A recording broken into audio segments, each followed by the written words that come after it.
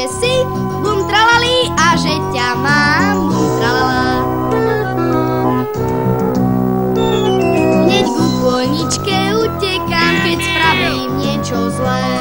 Môj ocko beží ako ja, no až tak rýchlo nie. Kônička, hej, bum tralali, kônička, hej, bum tralala, som rád, že si bum tralali a že ťa mám bum tralali.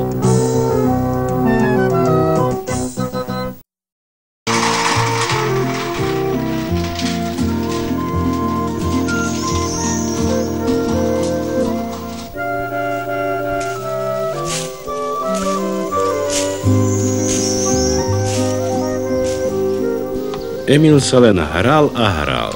Zabával sa, čo mu sily stačili, lebo teraz sa už blížili iné časy. Čo nevidieť mal prísť deň, keď Emil pôjde do školy. Emil! Emil! Chlapčisko, nepodarené! Emil!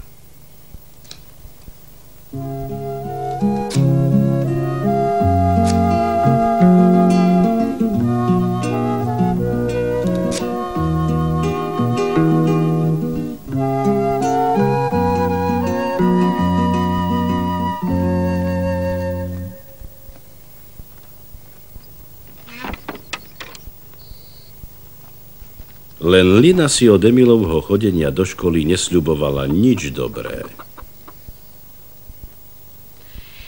Školu určite zvalí a učiteľku podpáli, o tom som presvedčená.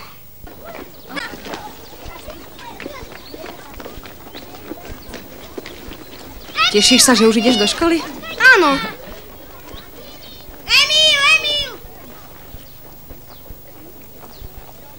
Pred tým Emilom si dávaj pozor, od neho sa nič dobre nenaučíš.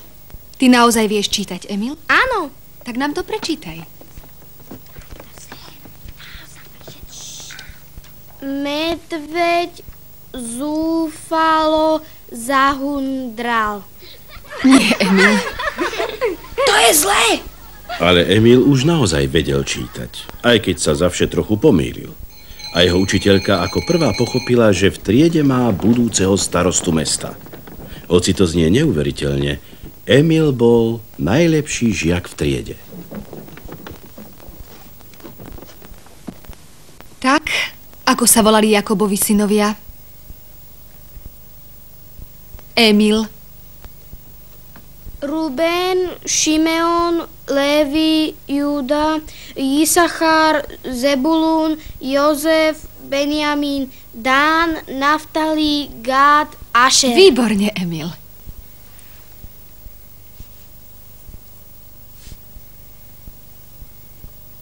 Pravda, že Emil aj tu vyvádzal, ale nie až tak, aby sa to s ním nedalo vydržať.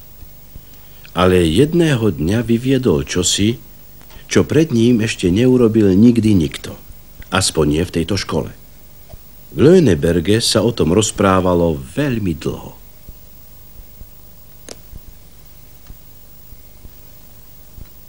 Dobre, Emil, teraz si môžeš ísť sadnúť.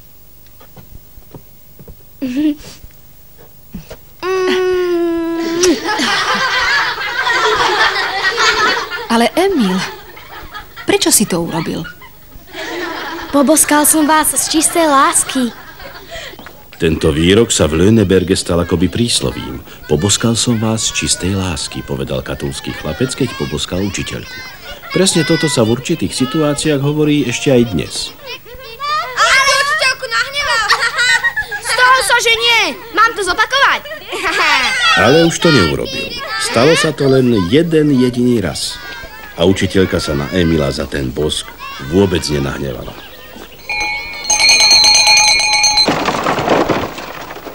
Pravda, Emil z čistej lásky robil aj všeličo iné. Cez prestávku napríklad zabehol do chudobinca, aby Jokemu a ostatným starčekom prečítal zo Smolánskych novín. Emil mal naozaj dobré srdce.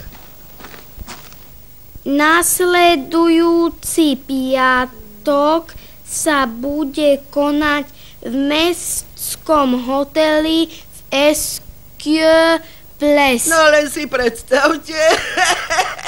Tak, len neviať. Neviem. Starček Joke celkom nerozumel všetkému, čo Emil čítal. Ale aj tak si myslel, že chvíle, keď prichádza Emil, sú najkrajšie z celého dňa. Tie chvíle mali radi všetci. Pravda, až na správkyňu. Z Emilovho príchodu nemala veľkú radosť, lebo to, že musela trčať vo vlčej jame, čo Emil vykopal, nemohla zabudnúť. Výsluh vraha, keď sudca zaujal svoje miesto, obžalovaný sa zaťal.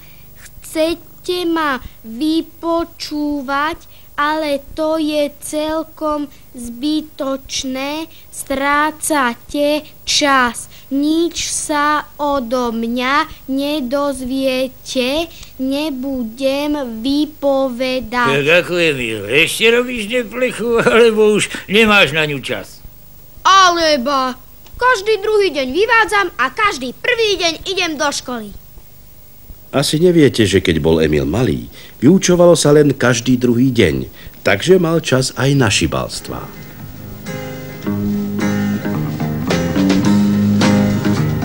Tycker du som jag så skidor vi får du känn, när jag mig fri.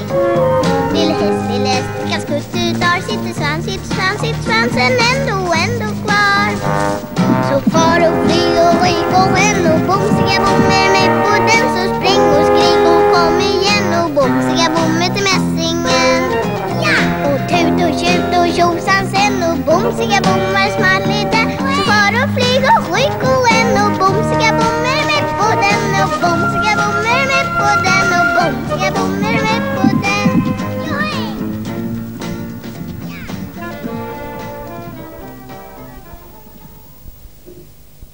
Čoraz väčšmi bolo cítiť jeseň. Dni sa krátili a hmla stále častejšie prikrývala Katult, Lönebergu i celý Småland. Ale je zima. Line sa nepáčilo, že kvôli statku musela vstávať o 5 ráno.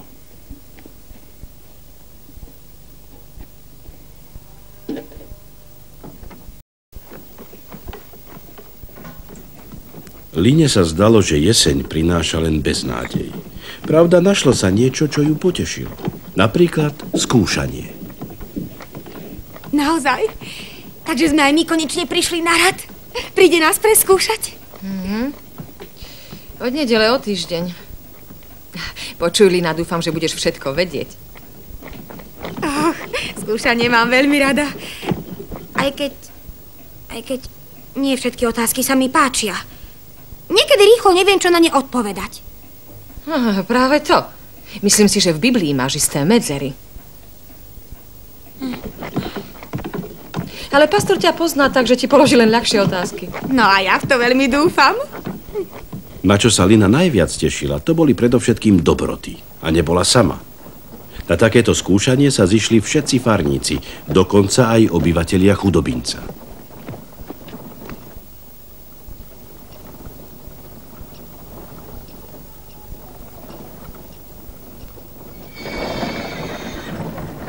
Ale vy asi neviete, o akom skúšaní je reč. V tých časoch to bolo tak, že ľudia museli poznať Bibliu a vedieť katechizmus. Preto ich pastor z času na čas podrobil skúške, či všetko nepozavúdali. Naozaj ma musí stále skúšať. Nestačí, že to robí náš pastor.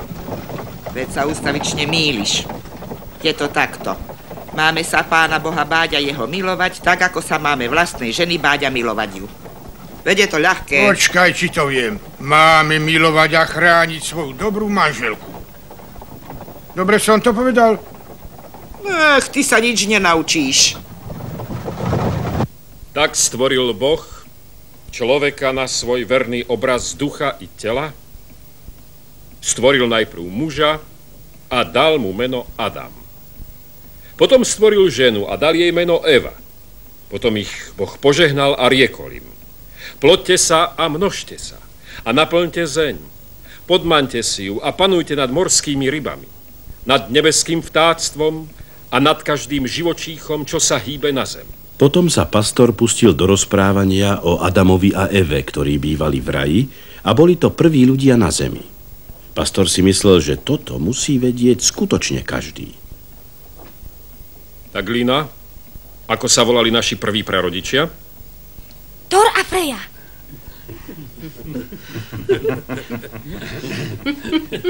Keď Emilova mama počula, čo Lina povedala, veľmi sa zahambila. Thor a Freja boli staré božstvá, v ktoré verili Smólanďania ešte v pohanských časoch, 1000 rokov predtým, než čo si počuli o biblických príbehoch. Ale Lina, nepamätáš sa, že naši prarodičia sa volali Adam a Eva? Aha, už to viem. A Boh ich stvoril na svoj obraz. Už si spomínam. Správne, Lina, správne. Najprv stvoril muža a potom... A potom si vzal Adamové stehno a z neho stvoril ženu. Nie, Lina, nespamätaj sa, nie stehno. Bolo to predsa rebro. Áno, už to viem. Dokonca aj ty si stvorená na obraz Boží, Lina. Uvažovala si o tom? Už nejako hlbšie som o tom nerozmýšľala. Aj napriek tomu si dielom Božím. Chápeš, aké zázračné je, že ťa stvoril? Áno, určite. Aj keď viem, že stvoriť mňa nie je až taký veľký zázrak. Ale zase na druhej strane stvoriť všetky tie zákruty, čo mám v uchu, to už zázrak je? Čo si o to myslíte?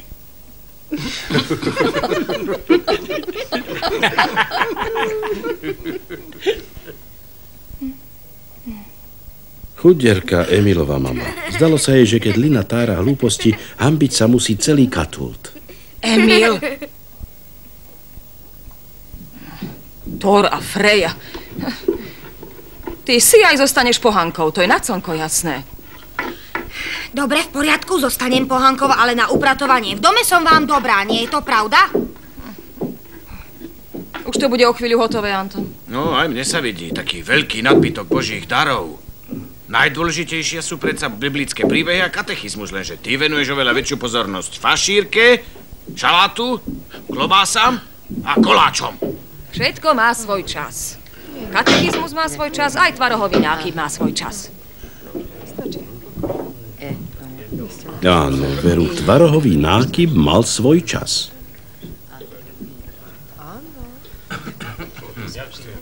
Naozaj výborný nákyp.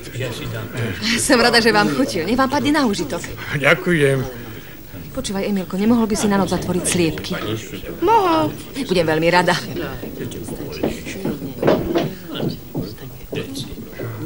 Môže mám naliať trocha smotany?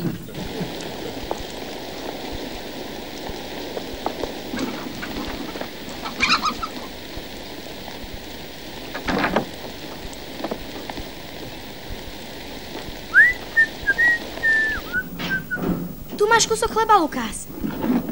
Môj dobrý koník.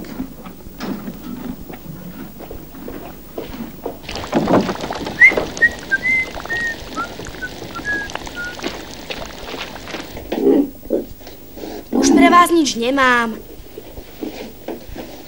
Ale keď o chvíľu prídem, prinesiem vám jedlo z hostiny, dobre?